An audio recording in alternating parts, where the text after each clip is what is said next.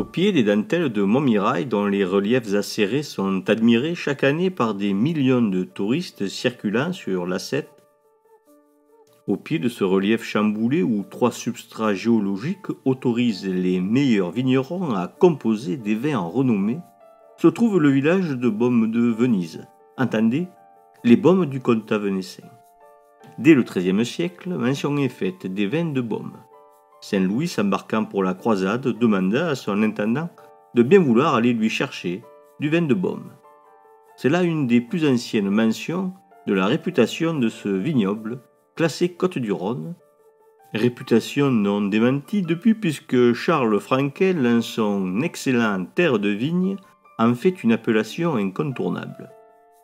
Outre son vignoble de qualité et l'appellation qu'il partage avec 3 autres villages voisins, Beaumes de Venise, c'est 1000 ans d'histoire pour ce qui est du village, histoire dont il reste des traces au gré des ruelles et dans les fonds d'archives départementaux. Chose commune, Beaumes a eu son historien ecclésiastique dans la seconde moitié du XIXe siècle, mais chose moins usitée, il fut de grande qualité et sa perspective contre-révolutionnaire, anti-républicaine, donne à sourire par sa franchise et sa naïveté bien compréhensible. Son histoire de Beaumes de Venise est une des meilleures monographies qu'il m'ait été donné de lire. Il y a à Beaumes de Venise un vrai potentiel pour créer un espace muséographique numérique d'histoire et du patrimoine et ouvrir en grand les portes de la ville aux visiteurs de tous horizons. En plaçant quelques QR codes judicieusement dans le village, il serait possible de composer un parcours muséographique et patrimonial afin d'en découvrir l'histoire et d'en comprendre l'urbanisme.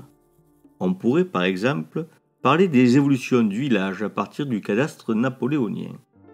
Montrer les traces laissées par l'incastellamento, ce phénomène d'envergure européenne qui redistribue à l'habitat en conséquence d'une multiplication des châteaux forts qui polarisèrent l'habitat paysan jadis en plaine, au plus près des lieux de production agricole. Beaumes de Venise naît donc sous le château qui vient se dresser au sommet du tertre de molasses calcaires où des habitats troglodytes existaient sans doute déjà. On devine le premier village des XIe et XIIe siècles dévalant de la colline.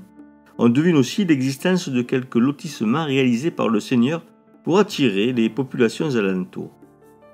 Dès le XIIe siècle, peut-être existe-t-il déjà 2 types de villageois, comme à Sipierre, où les castellans vivaient à l'intérieur des remparts et avaient prêté serment au seigneur, et les mal asservis, attachés à la terre, serfs disposant de certaines libertés, vivant à l'extérieur. Le cadastre ancien nous livre l'emplacement de quelques tours dont la forme carrée pourrait augurer d'un tracé du XIIIe siècle, alors que la position de l'église sur le tracé du rempart est typique des églises rebâties au XIVe siècle. Ce rempart qu'on édifie ou réédifie sur ordre du légat du pape pour se prémunir des compagnies de soldats ravageant pour leur compte le sud du pays, conséquence anarchique de la guerre de Cent Ans qui, à chaque trêve, libère des hordes de mercenaires. Il y a 1000 traces du passé dans un village comme celui de Beaumes de Venise, et les faire parler, c'est ce à quoi prétend un espace muséographique, numérique, d'histoire et du patrimoine.